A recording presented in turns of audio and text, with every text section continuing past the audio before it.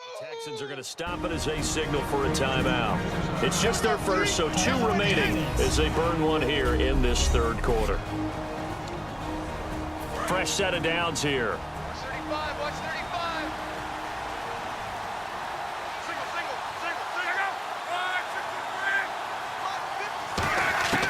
On 1st and 10, Locke.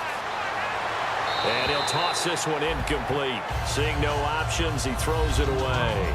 I hope I don't sound too rah-rah on that one, but that's the exact right throw.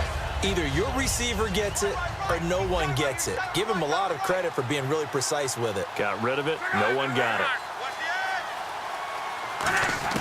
On 2nd and 10, Locke. Left side, it's Dorsett. Touchdown, Indianapolis. Philip Dorsett with touchdown number 3 in the game and 6 on the year. And the Colts able to get this back within a touchdown. It's been quite the game for him individually. A trio of touchdown catches now. So pick a route, any route. Whatever you want him to run, he's going to do it and do it well and end up in the end zone. This has really been fun to watch. Archer, the return.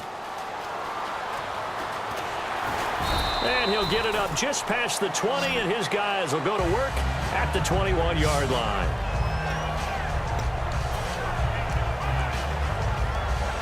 And now out comes Houston. Good drive last time. Really effective passing the football. Do you maybe mix it up, now go to the ground game and surprise the defense a little bit? I would anticipate the defense making some changes, but I wouldn't necessarily just absolutely go in the opposite direction.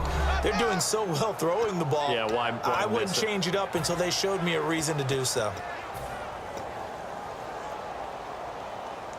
It's already 2nd and 12. The defense hoping to push them back more. The play clock's running down. And now Osweiler going to turn and signal for a timeout. And that's going to leave him with just 1 timeout remaining still in the third quarter. We'll see if that comes back to haunt him. We'll be back. And the offense will be looking to get at least some of this yardage back here. It's 2nd and 12. Osweiler. He's going to launch this thing way downfield. And they went for a big play through the air on 2nd down. Couldn't connect. Now it's 3rd. Well, the obvious goal is to try and score a touchdown, but at the least, adding to a pretty big yardage total for his intended receiver there, huh? Yeah, well, when you got a guy over 150 yards, keep chucking it deep to him, I guess. Yeah, no doubt about it. You can get it to him short, and he can make plays that way, but I like what you just said. Throw it to him deep and get it in a big chunk. But incomplete on that try. Now, they'll get 10 there, but it leaves them just short for 4th down. And how about the call here? They need 2 yards in their own territory on 4th down, and they're going to go for it. They'll indeed go for it with Osweiler. And finding Fedorowicz. And he will have a first down as they get him to the ground at the 37. It'll be a gain of 9. And on 4th down, they're able to convert and move the sticks. I don't know if I agree with that. I guess they don't care if I agree with that. But, boy, you have to be surprised by that, right? I definitely was surprised that they decided to go for it in this situation. But they must have either felt like they either had a great play call on or they're trying to show extreme confidence. Griffin's got it, middle of the field. And he's going to get this all the way down inside the 35. If post pattern is often equated as a change-up route, how about when you throw it to your big guy down the center of the field? Covered or not, you have great confidence he's going to come down with the football. And when he does, as we just saw, long gains often result. Oh, a scrap for the football, and he's going to come down with it. That throw good for 4. It's 2nd down. They like going to him in the slot. He catches another one. I think this comes under the heading of until they stop him, why not go back to it? He has something going really well. Great working relationship with the guy throwing the ball, and they keep making the connection.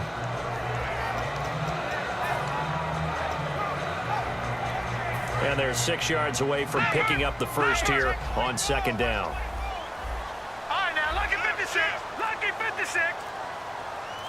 No. Take that, Philly. Here we go. They'll need to get the play off quickly. Throwing again, Osweiler. And to the left side, Fedorowicz has it. And he's in. Touchdown, Houston. C.J. Fedorowicz with his second touchdown of the game, number 7 on the year. And the Texans will extend their lead. In order to lead in a game, you're going to get plenty of contributors, but that's his second touchdown catch of this game.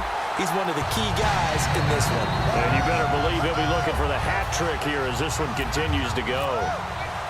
Now it's Novak on. He'll send this one away following the touchdown. That's fielded in the end zone. And no run back here. This will be a touchback, and it comes out to the 25-yard line. And now Indianapolis set to take the field. And they're going to need another score. Got one last time, but still down here. When you're playing catch-up, every possession becomes crucial, doesn't it? It's vital. Get back out on the field, punch it in the end zone again. They know it's not easy, but what they do have going for them, they did score the last time. They think they've got a good formula working. And what about the defense? Well, now you're just saying to yourself, okay, gave up a score last time. What adjustments do we need to make to slow them down now and get the ball back for our own offense? Is it more pressure? Is it more zone? What do they have to do? They're trying to figure that out themselves. We'll see if they can figure that out right here. He's going to flip that out to the flat. It's complete. They'll give him a yard on the play, and it'll be 3rd and 10. And just in general, Charles, on a play like that, how tough is it for the defense to account for a running back essentially being a receiver downfield?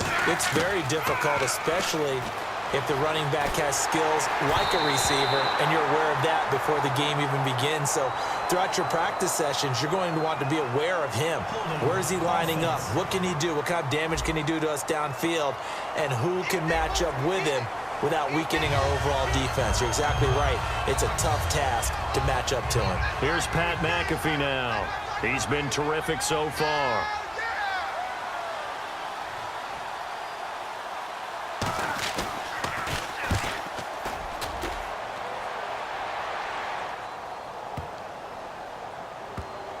Here's Archer.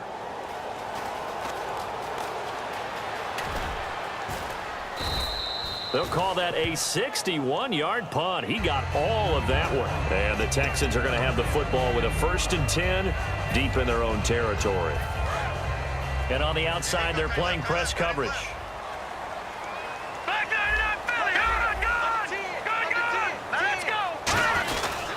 They begin with a run by Miller.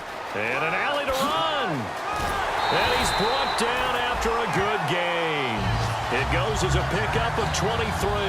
And that'll be good for a Houston first. Little pitch play, toss play. Allows the running back to get some vision and some big guys to get out in front. This time they did it to the right side. Yeah, went to the right side. Is there a preference, right or left, for a lot of these guys that run the ball at this level? I know in the good old days, most teams were constructed to run to the right side. I can't tell you exactly why. That was the power side. The left side was what they used to call the quick side. But in this case, the power won. I think that's a big pickup for a first down because when you run a drag route against zone, you're sometimes asking for trouble because you might run into a defender. Yeah, well, there they ran into a first down. Executed it to perfection. They come up in an offset eye. Here's Osweiler to throw. Miller on the catch over the middle. A good pickup there. 8 yards on the first down completion. And the offense moving quickly to the line.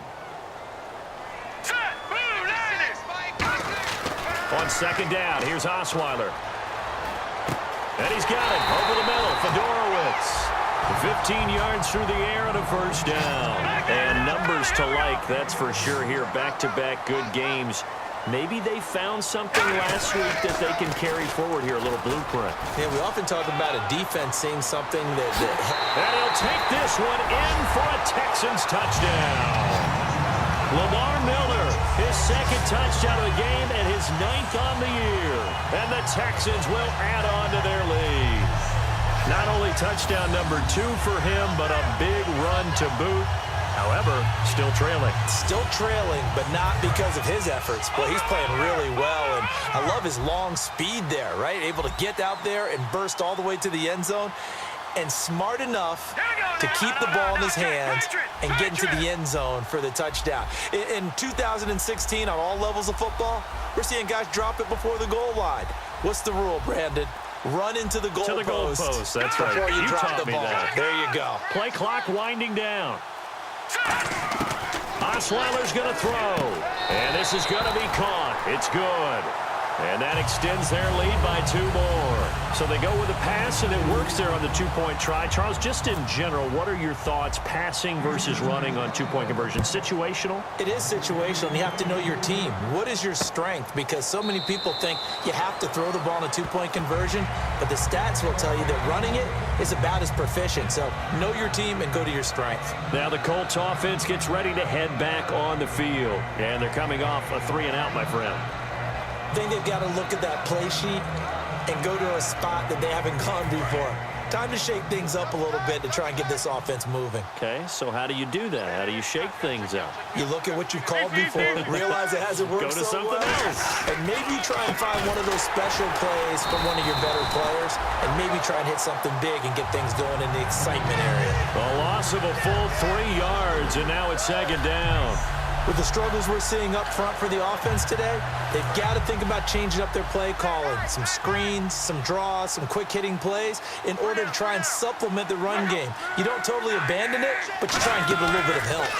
They run a draw here on 2nd down. And this has been a recurring theme tonight for sure. Nowhere to run. Back to the line of scrimmage, that's all. And he's back here in the struggle department in this one like he was a week ago. And, partner, I think you can pin some of this on that O-line, that room to run just not there. You mentioned last week that it felt like the offensive line was getting beaten to the punch by the guys. Rush coming, and he's taken down. J.J. Watt in there to drop him for his 5th sack of the year. 3rd and long, defense with no fear. They brought the pressure. Zero fear at all. That means they feel really good about the guys who are going to cover. But the biggest one is they think their pressure will get there before he has a chance to find an open receiver. And he deserves a bronze leg as he gets this one away. Fielded just inside the 20. 21 yards. Well done on the return. And possession will switch hands, 1st and 10. Heading out as the Texans offense as they get set to take over here. And that last touchdown drive, a good mix of pass and run. Defensively, they just looked a little out of whack. And it's so hard to stay up with an offense that has things going so well, where you're guessing and guessing wrong play after play.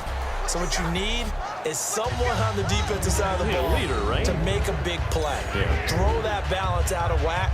That's what you're looking for now. Not worrying so much about guessing what the play call is. Now, Barney. All right, here we go. Green 39. Green 39. Set. Green 39. Green 39. Back now here on EA Sports. It's the Texans in control of the football and leading this game as well as we start the 4th.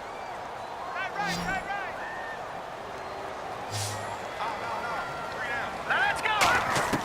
On 2nd down, Osweiler. And he's got his favorite target yet again. It's complete. And he's brought down. He got 18 yards out of that one.